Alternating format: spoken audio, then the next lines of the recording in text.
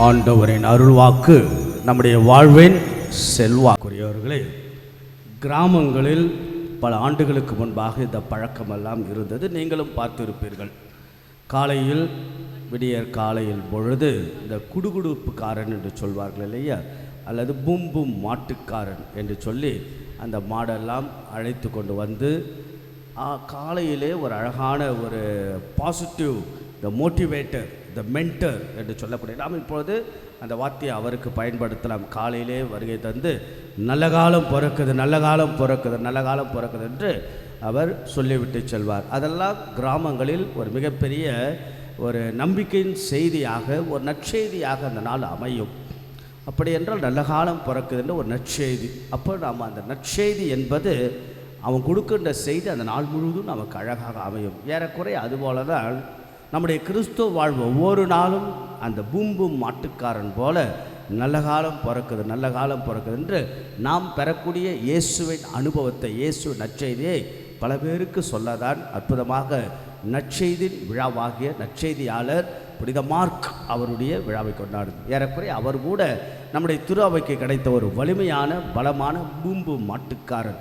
அவர் எடுத்துரைத்த உரைத்த நற்செய்தி நல்ல காலம் பிறக்குது இயேசுவின் வழியாக என்று அவர் சொன்ன செய்திதான் முதல் செய்தியாக அமைந்தது இல்லையா. 4 நற்செய்தியாளர்களில் முதலில் இயேசுவின் நற்செய்தியை, இயேசுவின் பாடுகளை, புனித மார்க்குடைய சிறப்பு அதுதான். He was beautiful in narrating the passion of Jesus இல்லையா. ஆண்டவர் இயேசுவின் பாடுகளை அவ்வளவு அழகாக அவர் எழுதுகிறார். அதுவும் சில வார்த்தைகள் எல்லாம் அவ்வளவு அழகு. மானிட மகன் தொண்டு ஏற்பதற்கல்ல, தொண்டு ஆற்றுவதற்கும் பலருடைய மீட்புக்கு ஈடாக தன் உயிரையே கொடுக்க வந்தார் என்றெல்லாம் புனித மார்க்கு தான் இயேசுவின் பற்றிய மெய் உண்மையை, ஆண்டவருடைய பாடுகள், ஆண்டவருடைய அந்த நற்செய்தி எல்லா மக்களுக்கு என்றெல்லாம் சொல்லிய புனித மார்க் அவருடைய விழாவை என்று நாம் கொண்டாடுகிறோம்.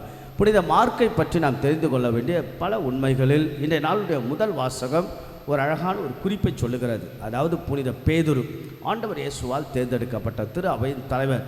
அவர் சொல்லுகிறார், இன்றைய நாளுடைய முதல் வாசகம் கவனித்திருந்த 1 பேதுரு 5ஆம் அதிகாரத்தில் என் மகன் மார்க் என்று சொல்லுகிறார். பாருங்கள், how Peter addresses set mark as a beloved son, his own son என்கிறார்.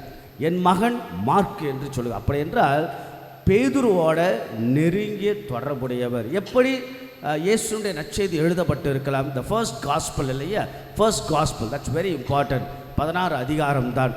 ஆகையால் மார்க்கு எங்கிருந்து அந்த ஞானம் அவருக்கு கிடைத்திருக்கலாம் என கட்டாயம் புனித பேதுருவிடமிருந்து தான் கேட்டிருக்கோம். புனித பேதுருனுடைய அந்த நற்செய்தி பகிர்வுகள், அவர் இயேசுவை அனுபவித்தவை, அதையெல்லாம் தன்னுடைய செவி வழியில் கேட்டு கேட்டு கேட்டு தூயாவியால் எழுதப்பட்டது தான் முதல் நற்செய்தி, புனித மார்க் எழுதிய நற்செய்தி. ஆக புனித பேதுருவோட நெருங்கிய தொடர்பிலிருந்து இயேசுவை அறிவித்தவர். அடுத்ததாக புனித பவுல் அவரோடு கூடுதலாகவும் தொடர்பில் இருந்தார். புனித பவுலுடைய உடன் உழைப்பாளராக, அதுவும் புனித பவுலுடைய முதல் தூதுரை பயணத்தின் போது ஃபர்ஸ்ட் ஜேர்னி ஆஃப் சென்ட் பால் புனித மார்க்கு உடன் இருந்திருக்கிறார். இரண்டாவது அடுத்ததாக புனித பர்னபா அவருடைய ஒன்றுவிட்ட சகோதரராக, அவங்கெல்லாம் தொடக்க காலத்தில் இயேசு நற்செய்தியை பல இடங்களுக்கு கொண்டு இன்னைக்கெல்லாம் புனித மார்க் நமக்கு கிடைத்திருக்கிறார் என்றால் இயேசு நற்செய்தி கிடைத்திருக்கிறது. பல இடங்களுக்கெல்லாம் சென்று அவர்கள் இயேசுவை பற்றி போதித்திருக்கிறார்கள். குறிப்பாக அலெக்சாண்ட்ரியா போன்ற இடங்களில் புனித மார்க்குடைய மிகப்பெரிய அழகான கத்தீட்ரல் இருக்கிறது. எங்கே என்றால் இத்தாலியில் இருக்கக்கூடிய நார்தர்ன் இத்தாலி என்று சொல்லப்படக்கூடிய வெனீசியா என்ற இடத்தில். வெனீசியா அழகான கடல் நீரால் சூழப்பட்ட நகரம், ரொம்ப அழகான பகுதி. ஒரு வாய்ப்பும் கிடையாது, அங்கே சென்று இருக்கின்றேன். அன்றைக்கெல்லாம் அதிகமான மழைகள் பெய்து கொண்டு இருந்தன.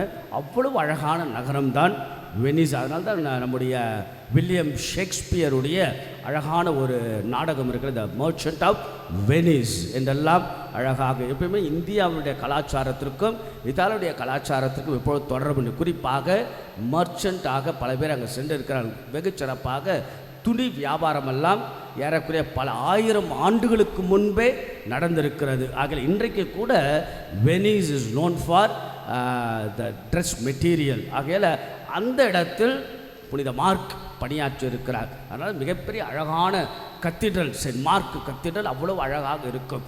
ஆக இப்படியாக புனித மார்க்கு நமக்கு கிடைத்த மிகப்பெரிய ஒரு பொக்கிஷம், புதையல் நம்முடைய கத்தோலிக்க திரு அவைக்கு. ஆகையால் நற்செய்தி பணியாளராக இன்றைக்கு ஒரு 3 கோணங்களில் 3 சிந்தனைகள் நாம் நற்செய்தியை அறிவிக்கலாம். How we can proclaim the gospel, இல்லையா? நம்ம எல்லாரும் இயேசுவை அனுபவித்து இயேசுவை அறிவிக்க, இதுதான் நம்முடைய கடமை. அதனால தான் பாருங்கள், the last commandment of Jesus, the last commandment, இந்த நாள் வாசிக்கப்பட்ட நற்செய்தி. உலகெங்கும் சென்று படைப்பிற்கெல்லாம் நற்செய்தி அறிவியுங்கள். ஏன் திரு அவை இயங்குகிறது? To proclaim the gospel. ஏன் கிறிஸ்துவம்? To announce the gospel. ஏன் திருப்பலி? To proclaim announce the gospel. ஆகையால் இறை வார்த்தை நற்செய்தி எங்கெல்லாம் அறிவிக்கப்படும் அங்கெல்லாம் அப்போ நீங்களும் நானும் யார்? கேட்பவர்கள் அல்ல, மாறாக நற்செய்தி அறிவிக்க. அது 3 கோணங்களில் சுருக்கமாக, 1 நம்முடைய வார்த்தையின் வழியாக அறிவிப்பது, through our words proclaim the gospel. இறைவனுடைய வார்த்தையை நாம் அறிவிப்பது வாய்மொழியின் வழியாக.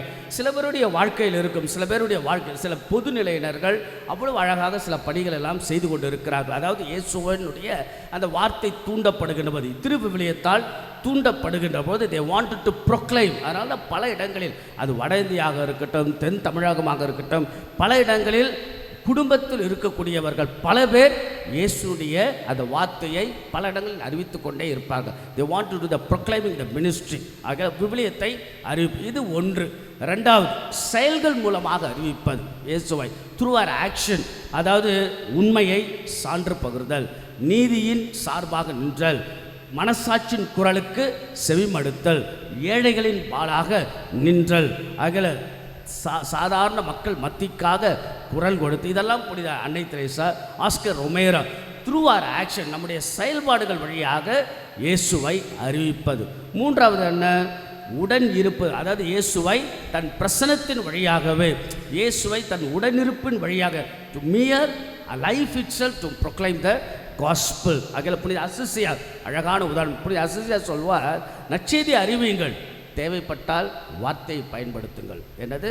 To proclaim gospel, if it is necessary use a words. அப்படி என்றால் மியர் பிரசன்னமே, ஆண்டவரை நாம் அனுபவிக்கின்ற ஆண்டவரை நம்முடைய வாழ்வாலேயே அறிவிப்பது. ஆக இறை வார்த்தையால் அறிவிப்பது, செயலால் அறிவிப்பது, த மியர் பிரசன்னம். என்ன அனுபவத்தை பெறுகின்றோமோ அதையே இயேசுவாக நாம் அறிவிப்பது. இப்படியாக நற்செய்தி அறிவிக்கப்படுகின்ற போதுதான் திரு அவை வளரப்படுகிறது. உயிர்த்த இயேசுவே நம்பிக்கையுடைய மனிதர்கள் என்றால் உயிர்த்த இயேசுவின் அனுபவத்தை நாம் நீங்கள் வாழ்கின்ற, இப்போ உங்களுடைய வயது என்னவாக இருக்கும்? சில பேருக்கு 60, 40, 80, நீங்கள் படுத்த படுக்கையாக நடக்க முடியாத சூழ்நிலை, சற்று தளர்ந்த சூழ்நிலை. இப்போ அதெல்லாம் நீங்கள் வரீங்க அப்படின்னா கடவுளுக்கு நன்றி செலுத்த வேண்டாம். எத்தனையோ பேர் நம்முடைய பங்கில் கூட படுத்த படுக்கையாக கோவிலுக்கே வந்தவர்கள் வர முடியாதவர்களாக இருக்கிறார்கள்.